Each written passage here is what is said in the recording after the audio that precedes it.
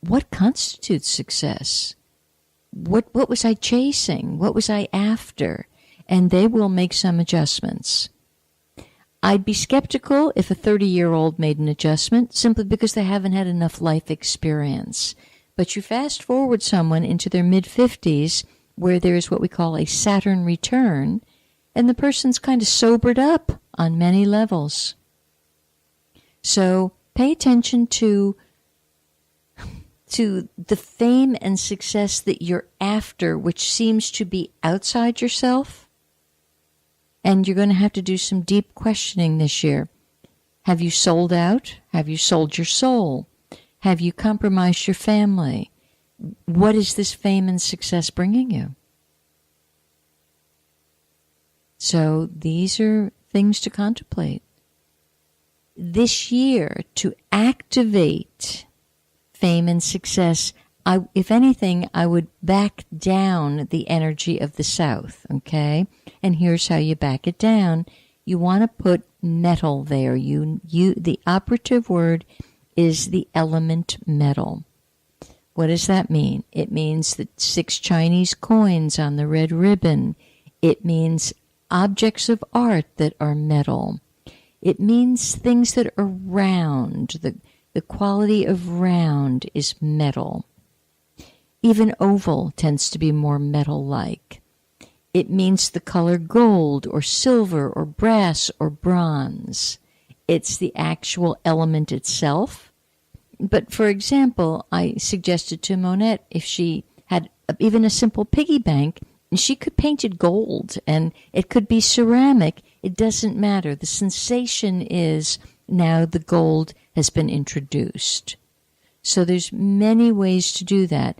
And, you could get a copper, something that moves. Some of you have lovely, interesting things in your home. I grew up in a house where we had on the bar in the house. There was a bar in the house, and one of these little things with balls on it that you'd hit the one ball and all the other balls would swing one way, and then you'd hit that ball back and this thing would bounce, and these were little silver balls that would just bounce back and forth. I'm probably dating myself. Probably the only place you could ever find something like that now would be somewhere in a mall that specialized in something like it. But it's that kind of thing. I want movement. I want energy broken up. That's why I often suggest get a clock in an area where the energy is. It's simply too much energy. So the object is you break up the energy. So a clock, not digital, it actually needs the old hands that go around. The other thing, of course, is a metal wind chime. I used to be quite a stickler. You had to have 6 dingle-dangles on that wind chime, and I probably put people through a lot of turmoil. Go get one that's got 3 and add them together, and I've given a lot of that up. Put a metal wind chime in there and be done with it, because metal is breaking it up. I say that and I think to myself, I'd probably find 6. So do what feels right for you. There is no right answer anymore, not outside of you. The answer is only inside. And if you'll turn off all of your electronic gizmos, you will hear it again. I spent last evening with a couple of gals that I haven't seen one I had never met. And she was so happy to come meet me because she had called into the radio station a few weeks ago, and she was living up New Hampshire, I believe. And I had never met her. I didn't know who she was. And what happened was on the radio, I mentioned something about extraterrestrial activity, that she was a wide open channel for it. And she actually had a chance to come with her girlfriend yesterday and spend a little time with me. And sure enough, I took one look at her. She's hardly in her body. She almost is an extraterrestrial. But the thing that was interesting, she's had some health issues.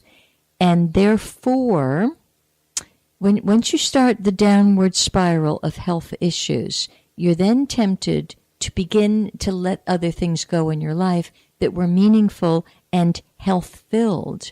and you replace it with other things. And what she had done was she replaced a lot of her meaningful life with the infamous of all infamacies, the television, on a lot. Falling asleep with it, living with it, breathing it. She needed a friend, and here it was. After they left my space last night, they went back to their hotel, and I spoke with them this morning. No TV went on.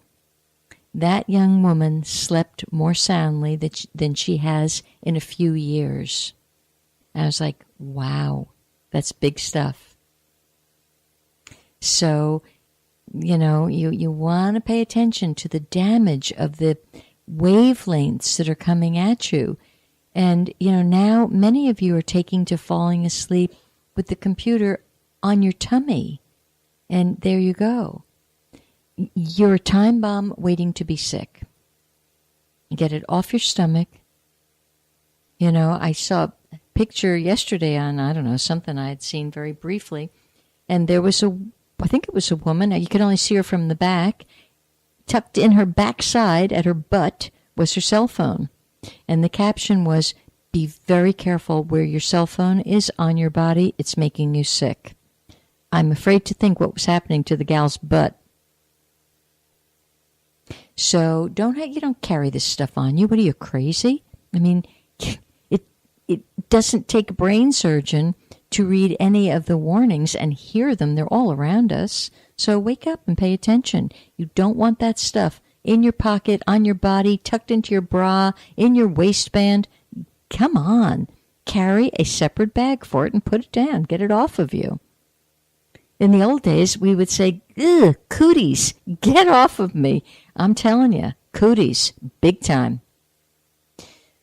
So we're going to actually, instead of the traditional fame and success and illumination area, we're now going to illuminate some other areas. One of the areas that's really super positive to illuminate is the North. Now, I'm going to throw out a suggestion. Some of you may be offended because it's against whatever your belief system is. I think I'm going to say give up your belief systems because I don't believe in your belief systems. They're pretty much all false. So here's what I'm going to suggest about the North, and you may have to Google it. At this point, I don't carry any, although things changed over the weekend, and soon I might be carrying a few of them. If you have a a health issue. That was kind of a Freudian slip. If you have a health issue, you've got a wealth issue. You don't have a wealth of good health. So they are almost synonymous, oddly. And from what I can see of all of the healing places, at least in the state that I live, lots of people have health concerns, if not full-on health issues. So I'm going to suggest you Google the entity known as the Blue, B-L-U-E, Buddha. He's also called the Medicine Buddha. And if you could get one, I would tell you, put it in the North. And it will begin to adjust several things. Now, you have to work with it. No outside entity has any power over you. But it's that constant reminder. It's kind of like putting a happy poster on your wall in a business, like achieve and soar and things like that. But it's one step deeper because it's got a sacred overtone to it. So you might want to Google that. That would help. Health, therefore wealth. And therefore your sense of success. If you conquer a health issue, there's huge success. You see, so it all depends on what's your idea of success. If success to you is to own a multi-million-dollar corporation, okay, fine. I still say you could make some adjustments in the North, actually, to do that.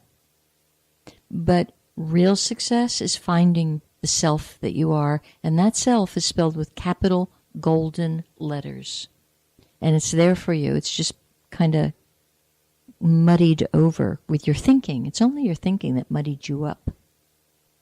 So for those of you who want to call in for a little more understanding of success and happiness and good fortune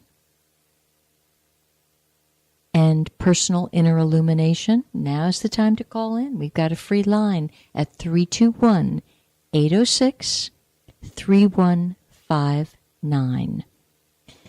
So until you're brave enough to call in, I'm going to share another interesting feng shui talk that I had yesterday with someone out of the state. And I've been to this person's home, and the question was, into the mix is a teenage daughter, and the daughter's 15 years old, rebellious, disrespectful, unpleasant, cantankerous, and that child and mama, because there's no daddy, daddy left. Wasn't that nice? Good old dad. Dad went away and started a new, younger family. Okay, Dad. And so this child's kind of out in left field, and perhaps if you and I stood in that one's shoes, we might feel angry and resentful and all the things that this dear soul is working through. So the mother was wondering, what about her feng shui? What can we do to change the bedroom of the child? What can we do to change the house?